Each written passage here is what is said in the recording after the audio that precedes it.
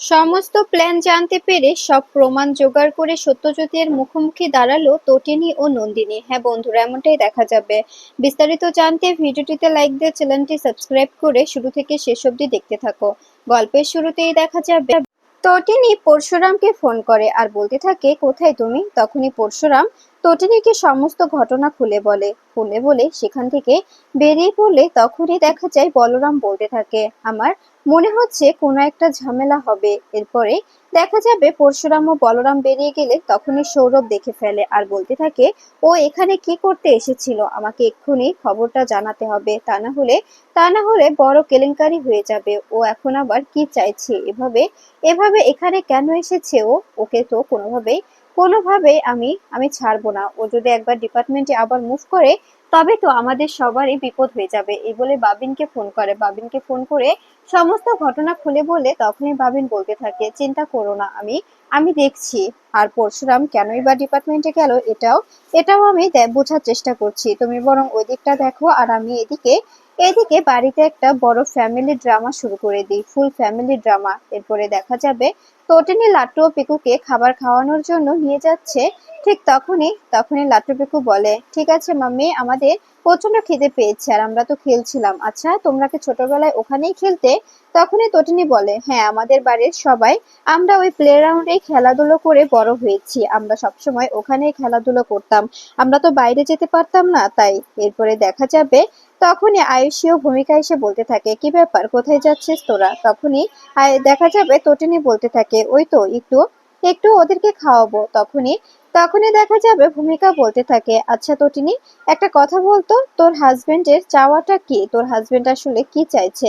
তখনই তো কথা শুনে তটিনী অবাক হয়ে যায় আর বলতে থাকে, বৌমনি, তুমি কি বলতে চাইছো? ভালো করে বলো। এভাবে ঘুরিয়ে পেঁচিয়ে কথা বলার কোনো কারণ নেই। ঘুরিয়ে পেঁচিয়ে কথা বলা সত্যি আমি পছন্দ করি না। তখনই এ কথা শুনে দেখা যাবে আয়ুষী বলতে থাকে, সত্যিই কি বুঝতে পারছিস না আমাদের কথা? আচ্ছা, একটা কথা বলতো, তোর হাজবেন্ড আসলে কি করতে চাইছে? ওর ওর আসল মতলবটা কি সেটা যদি জানতে পারতাম একটু ভালো হতো, আসলে বুঝতে সুবিধে হতো আমাদের। তখনই এ কথা শুনে তটিনী বলে, সত্যি তোদের কথাগুলো বড্ড রুক্ষ হয়ে যাচ্ছে। তোদের কথাগুলো দিন দিন কেমন যেন শোনায়। তোদের কথাগুলো সত্যি আর শুনতে শুনতে ইচ্ছে করে না। তখনই এ কথা শুনে আয়েশি বলতে থাকে, তোর তোর শুনতে ইচ্ছে করায় না করায় আমাদের কিচ্ছু যায় আসে না, কিন্তু একটা কথা মাথায় রাখিস, তোর হাজবেন্ড যেটা করতে চাইছে, যেটা করছে, সেটা কিন্তু একদম ঠিক করছে না। এই কথাটা মাথায় রাখার চেষ্টা করিস। তখনই তটিনী বলে, আমি তোকে একটা কথা বলছি আয়েশি, একটু একটু নিজের চরকায় তেল দেওয়ার চেষ্টা কর। অন্যকে নিয়ে এতটা ভাবা প্রয়োজন নেই তোর। তখনই দেখা যাবে আয়েশি বলতে থাকে, কিন্তু আমাদের তো ভাবতেই হয়, আসলে ভাবতে না চাইলেও ভাবা হয়ে যায়, কারণ আমরা তো দেখতে পাচ্ছি যে তোরা উড়ে এসে জুড়ে বসেছিস। এতদিন তো এ পরিবারের সঙ্গে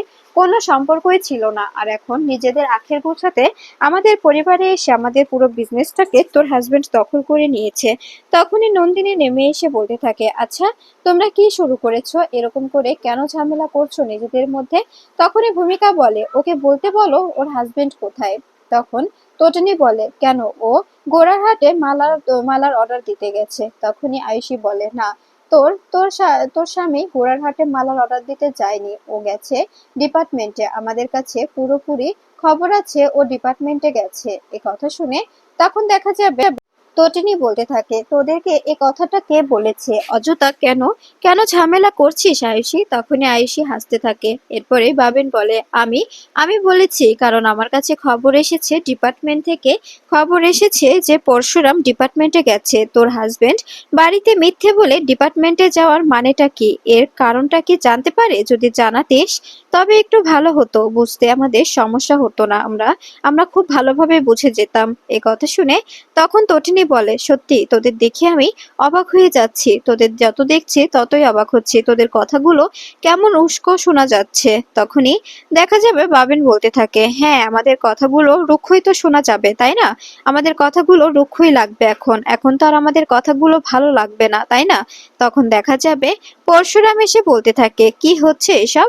আমাকে নিয়ে এত কেন কথা হচ্ছে? আমাকে নিয়ে এতটা কেউ তো চিন্তা করে না। আমাকে নিয়ে চিন্তা করার কি কারণ আছে? যদি জানতে পারতাম তবে ভালো হতো। তখনই বাবিন বলে, তা মিস্টার, আপনি কোথায় গিয়েছিলেন? আপনি তো ডিপার্টমেন্টে গিয়েছিলেন, তাই তো? আমাদের কাছে পাক্কা খবর আছে আপনি ডিপার্টমেন্টে গিয়েছিলেন। তখনই পরশুরাম বলে, কেন? এ খবরটা আপনাকে কে দিয়েছে, মিস্টার বাবিন মুখার্জি? তখনই ভূমিকা বলে, আসলে তুমি যে গোড়ারহাটে গিয়েছিলে সেটা কতটা বিশ্বাসযোগ্য মনে হচ্ছে না।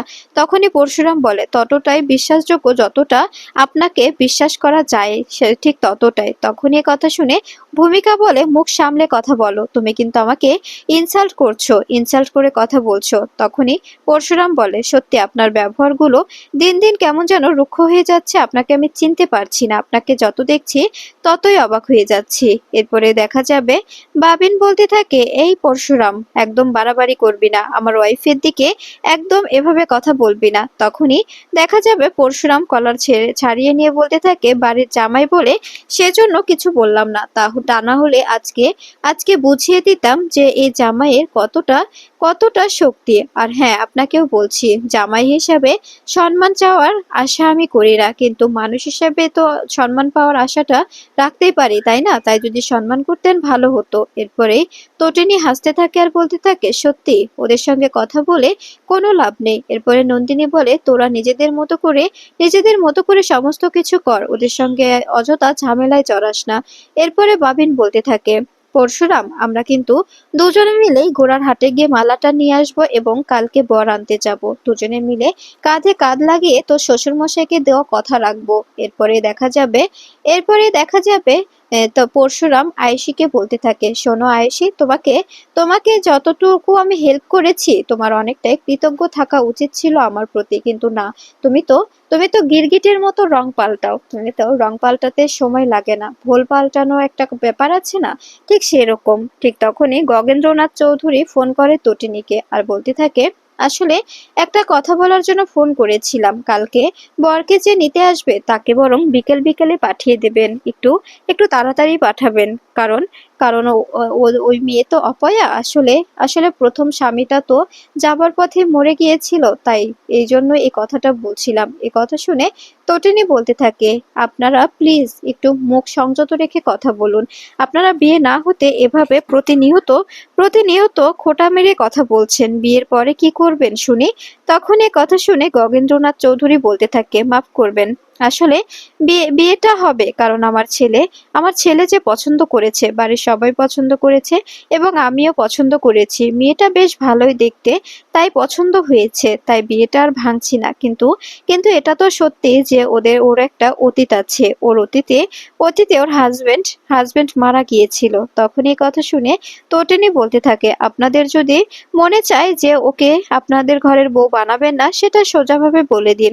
এভাবে প্রতিনিয়ত খোঁচা মেরে কথা বলার কোনো প্রয়োজন নেই। খোঁচা মেরে কথা বললে ওর মনে কষ্ট পাবে, সেটা কি আপনারা জানেন না? ও যে কতটা আঘাত পাবে সেটা যদি আপনারা বুঝতেন তবে এভাবে খোঁচা মেরে কথা বলার কথা দুবারও ভাবতেন না। এরপরে দেখা যাবে এ কথা শুনে তখন সবাই অবাক হয়ে যায়। এরপরে ফোন কেটে দিলে দীপালি নেমে আসে আর বলতে থাকে, আমি বাচ্চাদের নিয়ে যাচ্ছি, খাবার খাইয়ে দিচ্ছি, তোমরাও সবাই একে একে টেবিলে চলে এসো। আর তটিনী, তুই কি করছিস এভাবে এভাবে বসে বসে? এখানে সবাই মিলে কি এত কথা বলছিস বলতো? সবাই মিলে ডাইনিং এ চল, ডাইনিং এ গিয়ে খাবার খেতে হবে। সবাই খেতে বস, আমি সবার জন্য খাবার সার্ভ করে দিচ্ছি। তখনই দেখা যাবে পাবিন বলতে থাকে, হ্যাঁ তাই তো, এখন তো আমাদের এদের সঙ্গে বসে খাবার খেতে হবে, এটাই তো দেখার বাকি ছিল, তাই না? তখনই সবাই চলে গেলে তটিনী বলতে থাকে, আমার কেমন যেন লাগছে, ব্যাপারটা কেমন যেন অদ্ভুত লাগছে, মনে হচ্ছে কোনো একটা ধাঁধার মধ্যে আটকে যাচ্ছি। কেউ না কেউ অবশ্যই কোনো একটা খেলা খেলছে, কেউ না কেউ কোনো একটা নতুন চাঞ্চল্যকর ঘটনা ঘটাবে, কোনো একটা ঝামেলা পাকানোর চেষ্টা করছে, কিন্তু কি সেটাই তো বুঝতে পারছি না। সেটা কি জানার চেষ্টা করতে হবে। এদিকে সৌরভ কর্ণ চ্যাটার্জির কাছে এসে সমস্ত কথা বললে কর্ণ চ্যাটার্জি অবাক হয়ে যায় আর বলতে থাকে, এটা কি করে সম্ভব? পরশুরাম তো বিএনএস নিয়ে নিয়েছে, এরপরে ও ডিপার্টমেন্টে কি করতে গিয়েছে? তখনই ডোডো বলে, আমরা তো বুঝতে পারছি না যে ও আসলে কি চাইছে, ও কিন্তু মনে হচ্ছে নতুন করে খেলাটা খেলছে, ও কিন্তু খেলাটা অন্যরকম করে খেলার চেষ্টা করছে। এদিকে দেখা যাবে তটিনীকে রেডি হতে দেখে লাট্টু পিকু বলতে থাকে, মাম্মি কোথায় যাচ্ছ? তখন তটিনী বলে, কিছু কেনাকাটা আছে মা, আমি তাই আসছি। এরপরে দেখা যাবে নন্দিনীকে লাট্টু পিকুর কাছে রেখে দিয়ে চলে যায় তটিনী। ঠিক তখনই গৌরব ফোন করে আর নন্দিনী বলতে থাকে, হ্যাঁ বলুন, কি বলবে? তখনই দেখা যাবে গৌরব বলতে থাকে, আসলে আমি তোমার সঙ্গে একটা কথা বলার জন্যই ফোন করলাম। কালকে যেন পিঁড়িটা ওই বলরাম দেব না ধরে। এ কথা শুনে অবাক হয়ে যায় নন্দিনী। নন্দিনী বলতে থাকে, কেন ওনাকে নিয়ে এতটা ব্যস্ত তুমি? এরকম রুক্ষ কেন হচ্ছ? ওনাকে নিয়ে এতটা বাড়াবাড়ি কেন করছো গৌরব? আমি তো বুঝতে পারছি না। তখনই গৌরব বলে, আসলে আসলে আমি চাই না অন্য কেউ তোমার দিকে ওভাবে তাকাক। আমি ওর চোখ দুটো দেখেছি, ওর চোখ দুটোতে তোমার জন্য ভালোবাসা স্পষ্ট দেখা যাচ্ছিল, যেটা আমি কিছুতেই মেনে নিতে পারবো না। তখনই এ কথা শুনে নন্দিনী বলে, কি বলছো এসব তুমি? তখনই তখনই দেখা যাবে গৌরব বলতে থাকে, হ্যাঁ হ্যাঁ, আমি যা বলছি একদম ঠিক বলছি। আমার তো আর অতীতে বিয়ে হয়নি, আমার তো অতীতে কোনো কোনো ওয়াইফ ছিল না, তাই বলছি তোমাকে যেটা বলছি সেটাই করো। ওই লোকটা যেন তোমার পিড়িটা না ধরে, এই কথাটা যেন মাথায় থাকে। উনি যদি তোমার পিড়িটা ধরে তবে কিন্তু আরো রেগে যাব আমি, তবে কিন্তু অনেক ঝামেলা হয়ে যাবে। তখনই দেখা যাবে নন্দিনী বলতে থাকে, সত্যি আমি বুঝতে পারছি না তুমি কি বলতে চাইছো। তোমার কথাগুলো আমি সত্যিই বুঝতে পারছি না। তোমার কথাগুলো ভীষণ রুক্ষ। কেউ যদি ইচ্ছাকৃতভাবে পিড়িটা ধরতে চায়, আর আমার জানা মতো কালকে তো তোমাকে আনতে ও আর আমাদের বাড়ির জামাই যাবে, আর তুমি যদি এরকম ব্যবহার করো তবে কি করে হবে বলো? তখনই দেখা যাবে গৌরব বলতে থাকে, ওই যে বললাম না, আমার তো আর এটা দ্বিতীয় বিয়ে নয়, প্রথম বিয়ে, তাই আমি সমস্ত কিছু একদম ঠিকঠাক ভাবেই করতে চাই, কোনো রকম কোনো অমঙ্গল চাই না। এ কথা শুনে তখন দেখা যাবে অবাক হয়ে যায় নন্দিনী। নন্দিনী সেখানে চুপচাপ দাঁড়িয়ে গৌরবের কথা শুনতে থাকে। আড়ালে দাঁড়িয়ে থাকে বলরাম। বলরাম সেখানে দাঁড়িয়ে দাঁড়িয়ে নন্দিনী ও গৌরবের কথাগুলো শুনতে থাকে। নন্দিনী বলতে থাকে, কেন বলছো এসব? কেন অযথা ঝামেলা করছো? অযথা কেন কেন ওনাকে নিয়ে নিজের মধ্যে গিল্ট ফিল তৈরি করছো? এটাই তো বুঝতে পারছি না। তখনই গৌরব বলে, আমি তোমাকে যেটা করতে বলেছি সেটাই করবে, এছাড়া আর তোমার করার কিছু কিছু করতে হবে না। আমি তোমাকে বলছি, তুমি কোনোভাবে ওই লোকটাকে সঙ্গ দেবে না। আমি ওনার চোখে তোমার জন্য ভালোবাসা দেখেছি। উনি তোমাকে ভালোবাসে আমি জানি, কিন্তু তুমি কোনোভাবে ওনাকে ভালোবাসতে পারো না। আমি চাই না যে আমার ওয়াইফ কাউকে কাউকে ভালোবাসুক। তুমি শুধু আমাকে ভালোবাসবে আর আমি তোমাকে। তখনই নন্দিনী বলে, বিশ্বাস করো, আমি কাউকে ভালোবাসি না, কাউকে না। আমার আমার শুধুমাত্র প্রেম ছিল আমার আইনের সঙ্গে, এছাড়া আর কারোর সঙ্গে আমার কোনো ভালোবাসা ছিল না, কোনো প্রেম ছিল না, কখনোই ছিল না। আমার আমার জীবন থেকে অনেকদিন আগেই রং হারিয়ে গেছে। এরপরে দেখা যাবে গৌরব বলতে থাকে, তোমার জীবনের সমস্ত রং আমি ফিরিয়ে দেব। এরপরে এরপরে দেখা যাবে গৌরব লাভ ইউ বললে তখনই নন্দিনী লাভ ইউ বলে। এটা শুনে কান্নায় ভেঙে পড়ে বলরাম। কান্না করতে করতে সেখান থেকে চলে যায় বলরাম। এদিকে ফোন কেটে দিয়েই নন্দিনী বলতে থাকে, কে ওখানে?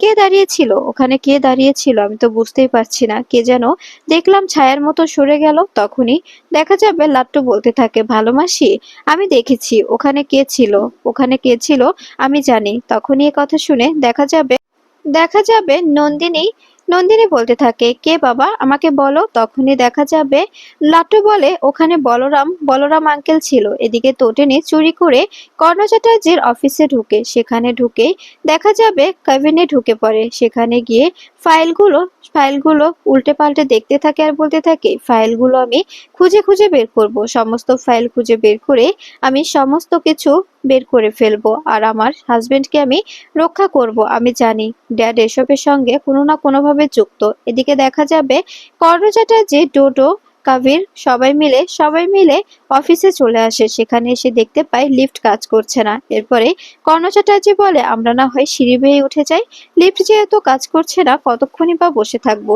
এদিকে তটিনী সমস্ত ফাইল গুছাতে থাকে। সমস্ত ফাইল গুছিয়ে নিজের নিজের ব্যাগে উঠিয়ে নেয় আর বলতে থাকে, ফাইলগুলো খুব ভালোভাবেই কাজে লাগবে। এদিকে কর্ণ চ্যাটার্জি তার টিম নিয়ে দলবল নিয়ে ভেতরে ঢুকতে থাকলে তখনই তটিনী বেরিয়ে যেতে থাকে। বেরিয়ে যেতে লাগলেই হঠাৎই কর্ণ চ্যাটার্জিদের দেখে তটিনী লুকিয়ে পড়ে আর বলতে থাকে, কোনোভাবেই ধরা পড়লে চলবে না, কোনোভাবেই ধরা পড়া যাবে না।